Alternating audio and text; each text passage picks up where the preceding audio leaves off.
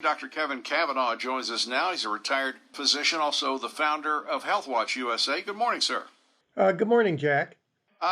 First of all, updated anything new on the president's condition this morning?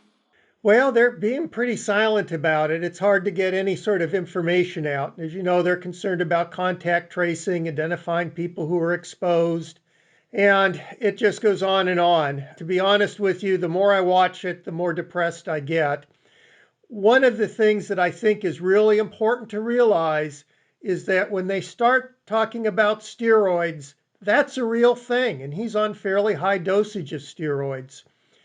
And I am concerned that they don't have this more under control. In other words, the people around him. A lot of this is his doctor's fault, to be honest with you. I mean, you've got to really have your patients under control. I'm worried about the next debate. People keep talking about, well, he may be infectious. That's true. But the other big concern is the steroids. Probably by that time, he may be off of them, but just newly off of them, and you can get into a steroid crash. And yes, it can affect performance big time. So this whole thing is it's just not good. Now, how many members of his close staff have come down with it now? Do you know right off the top? Well, it keeps going up all the time, but right up off the top, either from the superspreader event at the Rose Garden or secondary people, from contacting that or the president's prepping for the debate, I think that we're probably 15 to 20 at this point. The last I heard, there was 9 to 11 from just the Rose Garden event. So it's a pretty scary situation.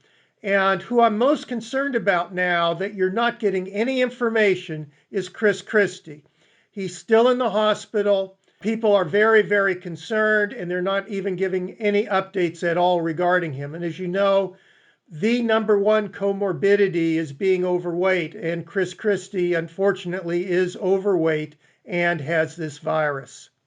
I read this morning that according to a British Association of Dermatologists report, rashes are showing up on numerous COVID patients, making the symptom what they're calling a key sign via the COVID symptom study. 9% of those swabbed and tested listed having symptoms of rashes on the body, fingers, and toes. While that's not on the CDC's official list of symptoms, UK dermatologists say the WHO lists rashes and skin discolorations on skin as symptoms for a month. Is this important? Well, it is. As you know, we talked about COVID toes before. This is from a vasculitis. This virus affects every organ of the body, affecting the vasculature. And the more and more we learn about the virus, and I've stated this before, it appears to be more of a vascular and cardiac virus, as much, if not more, than pulmonary. And so when we had a caller that called up and talked about, well, had a heart attack, couldn't have been COVID, that unfortunately fits the playbook of COVID right now. It does attack vessels. And so this is a virus. It's not the flu, and we need to treat it seriously and avoid it. What else do we need to know about this morning, Doctor?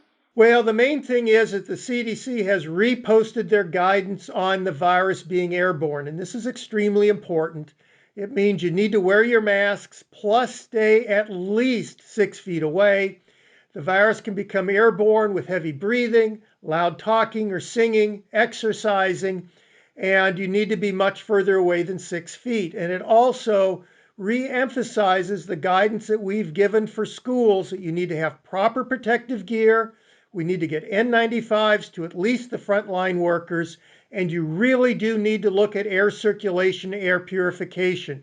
And that's with 6 to 10 complete air exchanges per hour, along with air sanitization. We really need to start doing this both in schools and other retail establishments. Dr. Kevin Cavanaugh, thank you so much. Thank you, Jack.